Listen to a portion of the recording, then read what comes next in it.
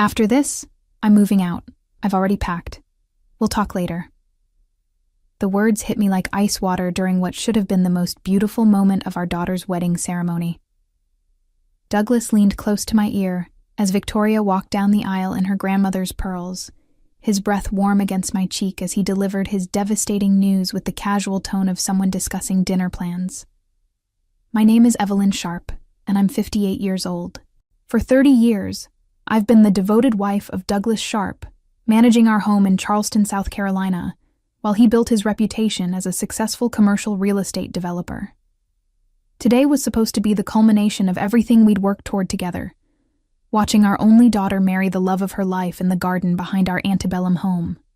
Surrounded by 300 guests who'd come to celebrate this milestone with our family, I kept my face serene, my hands steady as they held my small bouquet of white roses.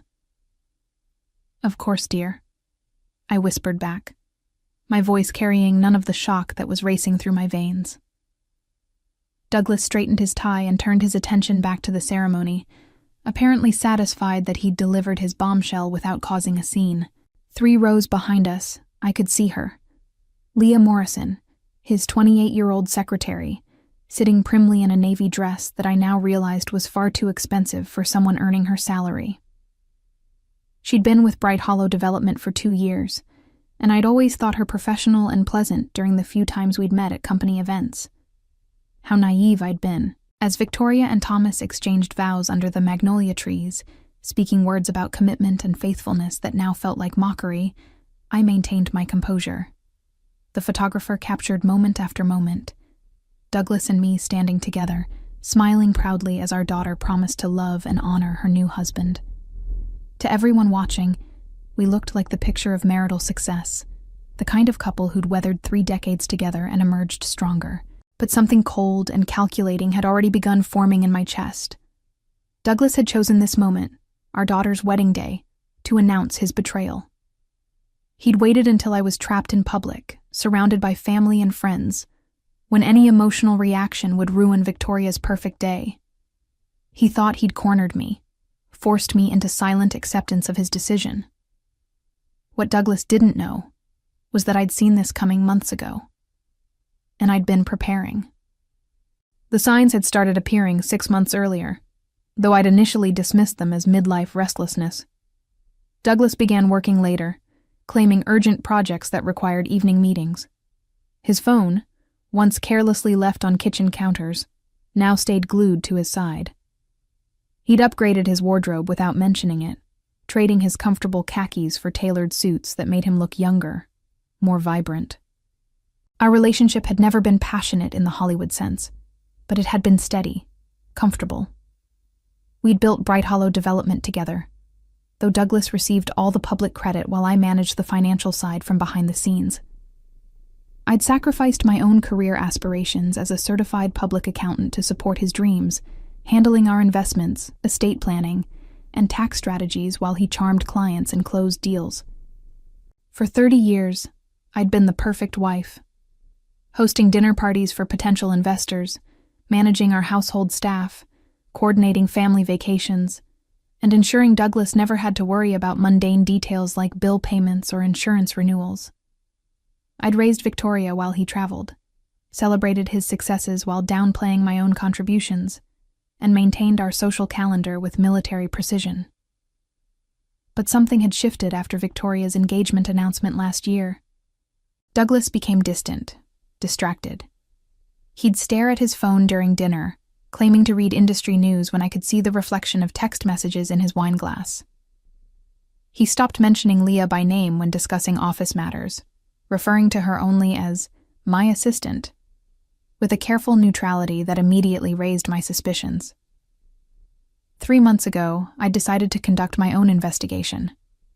It started small, checking our joint credit card statements more carefully, noting charges at restaurants I'd never been to, boutiques that sold women's clothing in sizes much smaller than mine.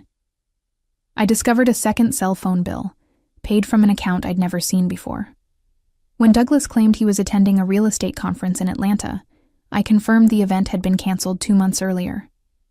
That's when I hired Catherine Webb, a private investigator recommended by my longtime attorney, Harrison Phillips. Catherine was thorough and discreet, providing me with photographs, financial records, and a timeline that painted a clear picture of Douglas's affair. Leah Morrison wasn't just his secretary, she was his mistress, his confidant, and apparently his planned future. The apartment lease Catherine uncovered was particularly revealing. Douglas had signed a year-long contract for a luxury condo downtown, listing himself and Leah as occupants. The security deposit had come from a business account he'd opened without my knowledge, funded by money he'd systematically transferred from our joint investments. As I watched Victoria dance with Thomas during their reception, twirling in circles of ivory silk while guests applauded, I felt a strange sense of clarity. Douglas had underestimated me completely. He saw me as the passive wife who'd always accommodated his needs, who'd never question his decisions or challenge his authority. He had no idea what I was capable of when properly motivated. The revelation that shattered my remaining illusions came just 2 weeks before Victoria's wedding. I'd been reviewing our financial statements when I noticed irregular transfers. Significant amounts moved from our joint accounts to an investment fund I didn't recognize. When I called our financial advisor, Patricia Coleman, she seemed surprised by my inquiry. "I assumed you knew about the new portfolio Douglas established," Patricia said, her voice carrying a note of concern. "He specifically requested that all documentation be sent to his office address." That evening, I confronted Douglas directly. He was in his study reviewing contracts when I placed printouts of the unauthorized transfers on his desk. For a moment, his confident facade cracked, and I saw genuine surprise flash across his features. "Evelyn, these are just business investments," he said, but his voice lacked its usual certainty. "I'm diversifying our holdings to protect our retirement." "Our retirement?" I kept my tone level, professional. "These transfers are going to accounts with only your name attached, and according to Patricia, you've instructed that I be excluded from all communications regarding these investments." Douglas stood up, moving to the window that overlooked our garden. "You've always trusted me to handle the financial decisions. Why are you questioning me now?" "Because this isn't handling finances. This is hiding assets." I watched his shoulders tense as the truth settled between us. "I know about Leah, Douglas. I know about the apartment, the secret phone, all of it." He turned around slowly, and for the first time in our marriage, I saw him as a stranger. The man I'd loved and supported for 3 decades looked at me with calculation rather than affection, measuring how much damage control he'd need to manage. "What do you want?" he asked quietly. "I want honesty." The words came out harder than I'd intended. "I want to know how long you've been planning to leave, and I want to know why you're stealing from our joint accounts to fund your new life." Douglas straightened, and suddenly he was the successful businessman again, the man who'd built an empire through charm and determination. "I'm not stealing anything. Those funds represent my contribution to our marriage, and I have every right to protect my interests." "Your interests?" The audacity was breathtaking. "I've been managing our finances for 30 years. I know exactly what each of us contributed, and it's not what you think." That's when I saw the first flicker of uncertainty in his eyes. Douglas had always assumed I was simply paying bills and balancing checkbooks, never realizing the sophisticated web of investments, trusts, and legal protections I'd woven around our assets. He'd never bothered to understand the complexity of our financial structure, because he'd never thought he'd need to. As I left his study that night, I knew our marriage was over, but I also knew that Douglas had made a critical error. He'd underestimated the woman who'd been quietly protecting and growing our wealth for 3 decades. The weeks leading up to Victoria's wedding became a careful dance of deception on both sides. Douglas continued his charade of the devoted father, enthusiastically discussing reception details and guest arrangements while secretly finalizing his escape plan. Meanwhile, I played the role of the overwhelmed mother of the bride, using wedding preparations as cover for meetings with Harrison Phillips, my attorney, and countless hours spent documenting our financial holdings. Harrison had been our family lawyer for 15 years, but this was the first time I'd met with him privately. His office overlooked Charleston Harbor, and I found myself staring at the sailboats while he reviewed the evidence Catherine Webb had gathered. "Evelyn, what Douglas has done constitutes marital misconduct under South Carolina law," Harrison said, spreading photographs and financial documents across his mahogany desk. "The secret transfers, the hidden apartment lease, the systematic depletion of joint assets, all of this supports your position in divorce proceedings." But I wasn't interested in a lengthy court battle that would inevitably become public knowledge. Douglas thrived on his reputation as a successful family man and community leader. His real estate empire depended on trust and relationships built over decades of careful image management. "I don't want to destroy him publicly," I told Harrison. "I want him to destroy himself." That's when we developed what Harrison privately called the surgical approach. Instead of fighting Douglas's asset transfers, we'd let him continue making them while ensuring he was actually transferring money he no longer legally owned. The key was restructuring our holdings before he realized what was happening. Over the next 10 days, I signed papers that moved the majority of our assets into irrevocable trusts, protected investment accounts, and legal entities that Douglas couldn't access without my explicit consent. Our family home, the vacation house on Kiowa Island, the investment properties that generated our rental income, everything was quietly shifted into structures that protected my interests, while leaving Douglas's recent transfers as evidence of attempted fraud. The most satisfying discovery came when Catherine uncovered the full extent of Douglas's financial planning. He'd been methodically moving money for months, believing he was securing his future with Leah. What he didn't realize was that most of the accounts he'd been funding were connected to assets I'd already protected through legal restructuring. "Your husband has essentially been stealing his own money and giving it to his mistress," Catherine explained with professional satisfaction. "When the divorce proceedings begin, those transfers will be viewed as dissipation of marital assets, which means he'll be required to reimburse the marital estate." Douglas's confidence during those final weeks before the wedding was almost amusing. He'd arrive home from his secret meetings with Leah looking pleased with himself, probably imagining how smoothly his transition would proceed. He'd established a new life, secured his finances, and timed his announcement to minimize my ability to interfere. At Victoria's rehearsal dinner, I watched him give a heartfelt speech about love, commitment, and the importance of family. He spoke eloquently about the marriage he and I had built, praising my dedication and support while guests applauded his apparent devotion. Later, I saw him check his phone repeatedly, probably coordinating final details with Leah about their post-wedding plans. The irony was exquisite. Douglas was celebrating his own destruction while believing he was orchestrating his liberation. 2 days before the wedding, I made my final preparation. In a safety deposit box downtown, I placed copies of all financial documents, evidence of Douglas's affair, and a detailed timeline of his asset transfers. I also deposited the divorce papers Harrison had prepared, along with a comprehensive asset list that would shock Douglas when he finally understood the scope of his miscalculation. On the morning of Victoria's wedding, I woke up before dawn and reviewed everything one final time. In a few hours, Douglas would deliver his carefully planned announcement, believing he held all the cards. He had no idea that I'd been preparing for this moment for months, that every move he'd made had been anticipated and countered. The wedding ceremony proceeded flawlessly, despite Douglas's devastating whisper. Victoria looked radiant as she promised to love Thomas through every challenge life might bring them, their words carrying weight that felt almost prophetic given the drama unfolding in the front row. I maintained my composure throughout the service, smiling at appropriate moments and dabbing my eyes with a handkerchief when Victoria's voice broke with emotion during her vows.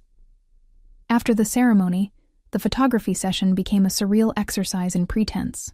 Douglas and I posed together for family portraits, his arm around my waist as if nothing had changed between us.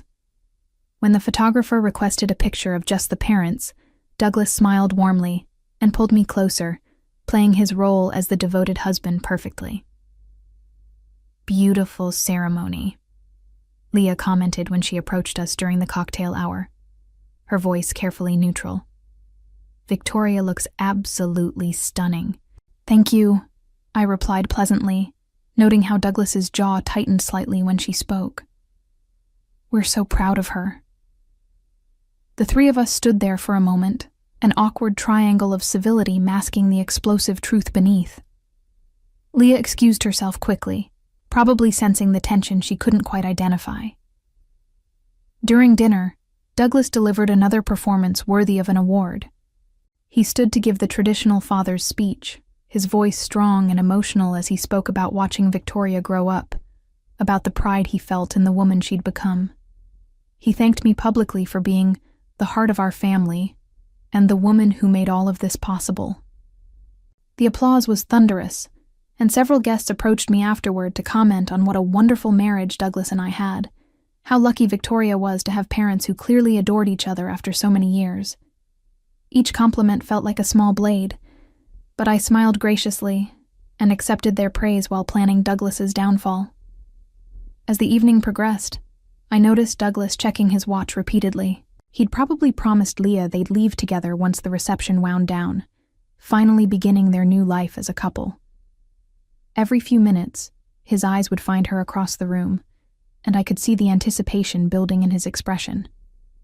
The moment I'd been waiting for came during the last dance. While Victoria and Thomas swayed to their wedding song, surrounded by family and friends who'd gathered to celebrate their love, Douglas leaned close to me again. I know this is difficult, he said quietly, but I think it's better this way. Clean break, no prolonged arguments or negotiations. I agree completely, I replied, my voice steady. A clean break is exactly what we need. Douglas looked surprised by my calm response, probably expecting tears or pleas for reconsideration. I'm glad you understand. I was worried you might make this complicated. Oh, Douglas, I said softly, turning to meet his eyes directly. I would never make things complicated for you. Something in my tone must have registered, because his confident expression flickered slightly. But before he could respond, Victoria and Thomas approached us, glowing with happiness and ready to begin their honeymoon departure tradition. As we waved goodbye to the newlyweds, Douglas standing beside me with rice in his hair and his arm around my shoulders for the final photographs, I felt a sense of completion. Victoria was safely married and departing for her honeymoon in Italy. The guests were beginning to leave, thanking us for a beautiful celebration, and Douglas was about to discover that his carefully orchestrated escape plan had been an elaborate trap of his own making. After the last guest departed and the catering staff finished cleaning up, Douglas and I found ourselves alone in our garden for the first time since his morning announcement. He'd loosened his tie and rolled up his sleeves, looking relaxed and pleased with how smoothly the day had proceeded. That went well, he said, surveying the remnants of Victoria's reception. She looked happy. She did, I agreed, then turned to face him directly. I believe you mentioned we needed to talk. Douglas's expression shifted, becoming more serious as he prepared for what he clearly expected to be a difficult but manageable conversation. Evelyn, I know this comes as a shock, but I think if we handle this maturely, we can minimize the disruption for everyone involved. I appreciate your concern for minimizing disruption, I said, reaching into my small evening purse to retrieve a manila envelope I'd carried throughout the entire wedding. I've prepared something that should help with that.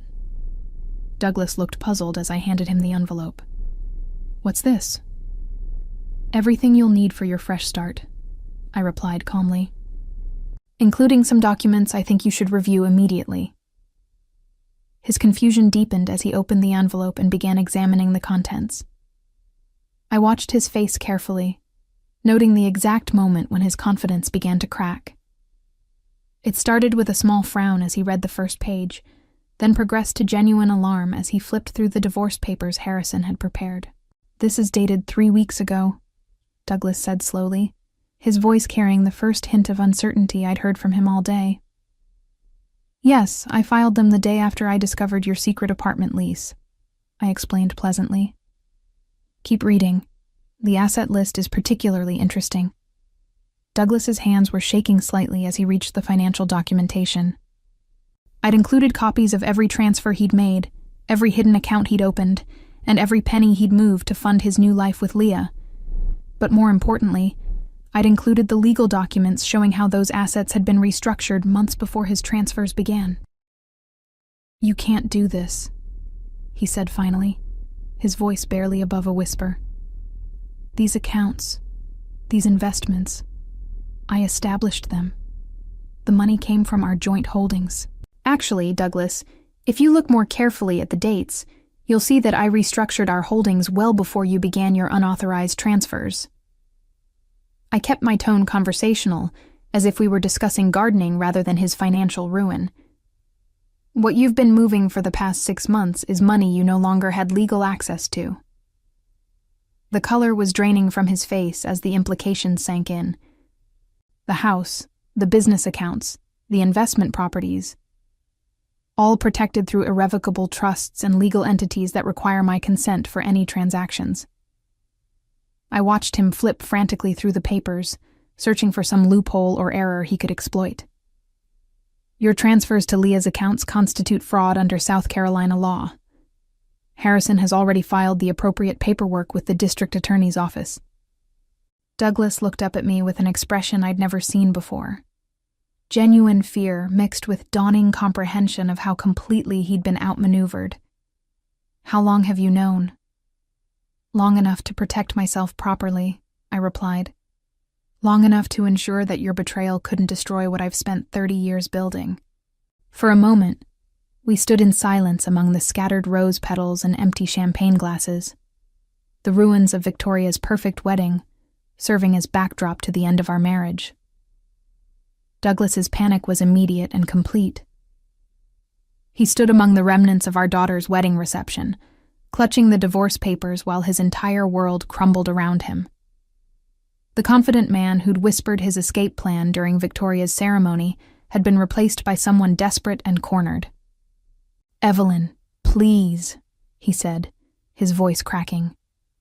"We can work this out. I'll call off the apartment. I'll end things with Leah. We don't have to destroy everything we've built." I looked at him with genuine pity.